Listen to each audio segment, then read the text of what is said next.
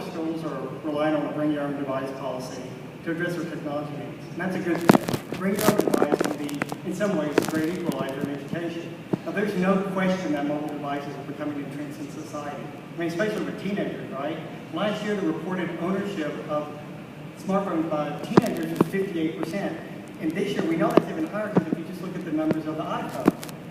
Now, but the digital divide exists, and it exists today. Most teachers of upper and middle income students say that they have good technology at their schools and they let their students use technology in the classroom, personal technology. But only 50% of teachers of low income students say the same. Minority students are actually some of the highest, most frequent adopters of mobile devices. And we say that, we refer to a recent study that found that allowing disadvantaged students to use smartphones in the classroom actually helped them raise their test scores by 30%. The reason for that jump?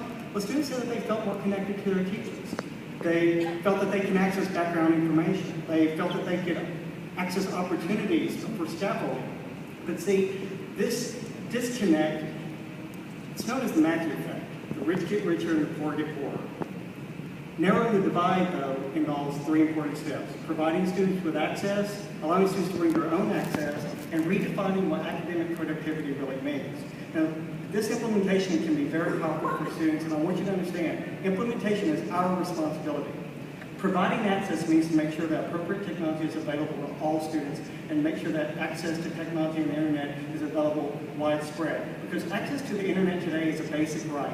Access to the internet today, it is, because it's access to empowerment, and all kids deserve this. Bring your own device policies help plug gaps in technology access, because students of all SES levels have this powerful technology that we didn't dream of just 20 years ago. And allowing personal technology in their lives helps bridge the formal learning from school to their informal lives, making connected learning a true reality. Now, we must not think, though, that simply allowing students to use personal technology will make them successful. It's not. As Bamboo is both flexible yet rigid, we have to have firm instructional objectives but flexible outcomes. This involves reframing what productivity really means. Now, Creighton Taylor came up with the SAMR model, which helps us give students a pathway to understanding other ways to be productive. For example, they get to decide what their outcomes are, they get to decide what their projects are, and they get to decide how to manifest their creativity and their ingenuity. And personal technology helps them do this. But let's not make the mistake of trying to define redefinition, the highest stage. I see that on the web all the time. It's not for us to define redefinition, it's up to the students, because it's through their creativity, it's through their ingenuity, who's going to define that redefinition. And redefinition does not have to be achieved. It really does, because educators have many opportunities to enrich learning through a plethora of engaging and powerful web services. They can be accessed through feature phones, smartphones, tablets, whatever you have. And with all these resources, though, we must still guide students on their journey and not allow using technology to be the ultimate goal. We must give disadvantaged students the chance to do great things, but not abandon them as they're learning and exploring. Failure to guide students as they learn, that's deepening the educational divide as well. Allowing students to go unchecked with technology can have unfortunate consequences. We must maintain a guiding presence as they develop their skills as digital citizens and as they master the balance between intellectual exploration and prudence. Consider young Anakin. Although keenly adept at technology, left unchecked, he ended up making some bad decisions.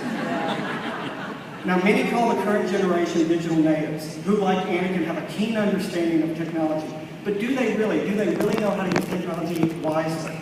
Students' inclination to explore new abilities must be tempered with good sense and focus. Too many students think BYOD is a technology free-for-all.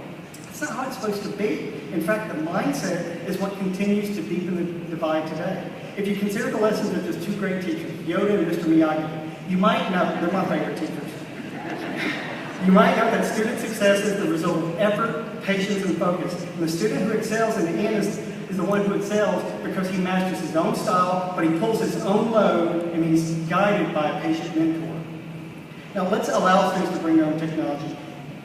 It's controversial for some, but let's not forget, America has only just recently started figuring out the concept of educational equity.